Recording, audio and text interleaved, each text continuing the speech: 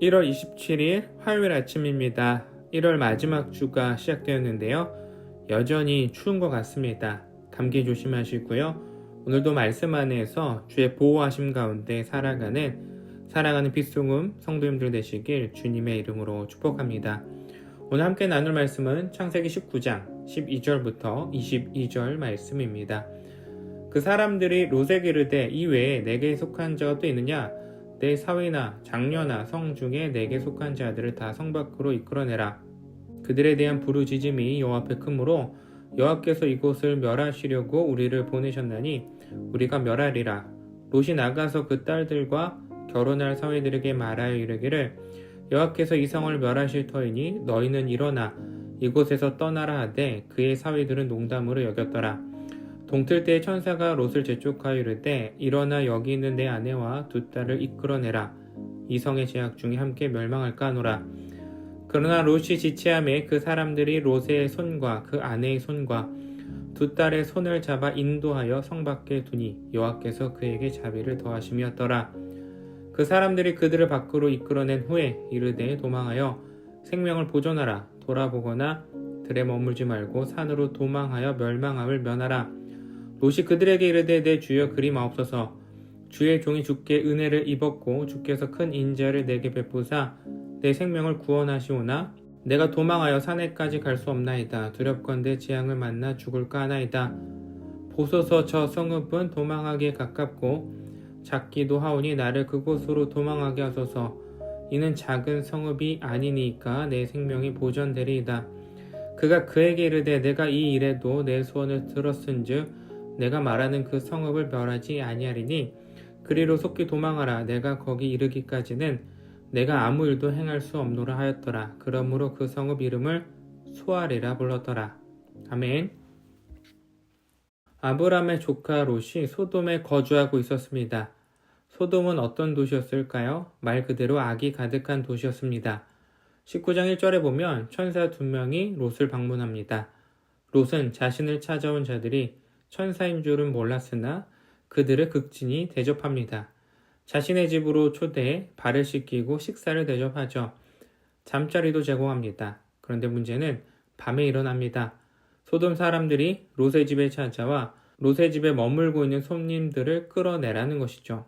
목적이 무엇입니까? 5절에 보면 우리가 그들을 상관하리라. 문자적으로 해석하면 우리가 그들을 알아야겠다라는 뜻이지만 그 본뜻은 성적인 관계를 맺겠다라는 의미입니다. 소돔이 얼마나 악한 도시인지 엿볼 수 있는 장면이죠.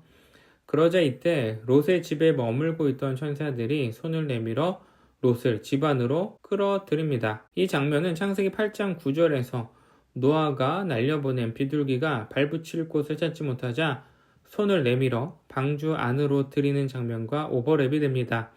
천사들이 마치 롯을 방주 안으로 끌어당겨 보호하듯 구하는 장면이죠. 그런데 더 놀라운 것은 소돔 사람들의 악함입니다. 천사들이 그들의 눈을 멀게 했음에도 불구하고 문을 찾아 헤맵니다. 어떻게든 범죄하겠다라는 그들의 악함이 어둠 속에도 드러나는 것이죠. 천사들이 소돔에 온 목적은 이 악함을 멸하기 위함이었습니다. 13절에 보면 그들에 대한 부르짖음이 여호와 앞에 크므로 여호와께서 이곳을 멸하시려고. 멸하다라는 표현은 완전히 말살하다, 돌이킬 수 없을 정도로 해를 입히다라는 의미입니다. 소돔을 완전히 파괴하겠다라는 하나님의 의지가 담겨져 있죠. 그러나 롯을 향한 하나님의 구원의 길은 열려 있습니다. 하나님은 심판 가운데 구원의 길을 열어주시는 분이죠. 롯은 천사로부터 전해들은 심판의 메시지에 가만히 있을 수 없었습니다. 딸들과 결혼한 사위들을 구해야 됐기 때문이죠. 그런데 롯의 이야기를 전해들은 사위들은 어떤 반응을 보일까요? 14절에 보면 농담으로 여겼더라. 하나님의 심판을 농담으로 여깁니다. 롯의 사위들만 이런 반응이었을까요? 성경에 기록되어 있지는 않지만 소돔에 사는 자들이 하나님의 심판의 메시지를 들었다면 이들과 동일한 반응을 보였을 것입니다. 조롱하고 놀렸을 거예요. 롯, 방금 전까지 너네 집에 찾아온 소돔 사람들도 제대로 막지 못했으면서 하나님께서 소돔을 심판하신다고? 웃기지 마. 소돔 땅이 얼마나 살기 좋은데 여기가 무너지겠니? 우리가 사는 세상에 매일 복음이 들려지죠. 성도님들을 통해서, 교회를 통해서 혹은 방송을 통해서 구원의 길이 제시됩니다. 그러나 세상은 어떤 반응을 보입니까? 롯의 사위들과 같습니다. 농담으로 여기죠. 롯의 말에 오히려 조롱하고 심판의 메시지를 비웃죠. 세상은 그들이 머물고 있는 나라에서 안주합니다. 그들이 머물고 있는 땅이 안전한 곳이라 여기고 복음의 메시지에 귀를 기울이지 않습니다. 누군가는 돈이 최고야, 또는 누군가는 명예가 최고야 이렇게 외치죠. 소돔에서 성공하고 자리 잡기 위해 부단히 노력합니다. 그들의 눈에는 소돔이 에덴 동산 같아요. 그런데 이 모습이 누구에게도 있을까요? 16절에 보면 그러나 롯이 지체하매, 한시가 급한 상황인데 롯조차 지체합니다. 지체한다라는 표현에서 느껴지는 뉘앙스는 롯도 소돔을 떠나는 것이 두렵다는 거예요. 하나님의 심판의 메시지는 임했습니다. 그런데 내가 떠난다는 것이 정말 맞는 것인가? 의심해요. 한 신학자는 이 장면을 이렇게 묘사합니다. 롯의 지체는 그의 성격의 약함을 보여준다기보다 도시 사람들의 삶의 방식을 묘사한다. 그들은 도시 안에서 더 안전하다고 느낀다. 그때 누가 롯의 손을 붙잡았습니까? 이번에도 천사들의 손에 의해 구원의 길로 인도함을 받습니다. 소돔은 하나님이 멸하시기 전 얼마나 좋은 땅이었을까요? 겉보기에는 적과 꿀이 흐르는 땅이었을 것입니다. 현대 도시와 비유하면 밤마다 현란한 조명과 음악이 흐르죠. 더 즐기기 위해서 쾌락을 찾아다닙니다. 그런데 조명이 꺼지고 진짜 밤이 찾아오면 어둠밖에 남지 않습니다. 롯이 약한 소돔에서 살아남을 수 있었던 이유는 순간적인 판단, 임기응변을 잘해서가 아니죠. 소돔에 머물지 않고 즉시 떠나는 결단력이 있었기 때문도 아닙니다. 오늘 본문에서 롯이 위기의 상황에 빠져나올 수 있었던 두 장면 모두 하나님의 손길이 있었습니다. 롯은 지체했지만 하나님의 손은 지체하지 않으셨죠. 구원의 길은 내 힘으로 만드는 것이 아닙니다. 세상에 있지도 않습니다.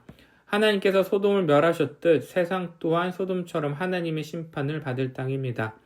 그러나 하나님의 손길은 여전히 일하고 계시죠. 죽음의 길에서 지체하지 않고 자신의 백성들을 생명의 땅으로 건져내십니다.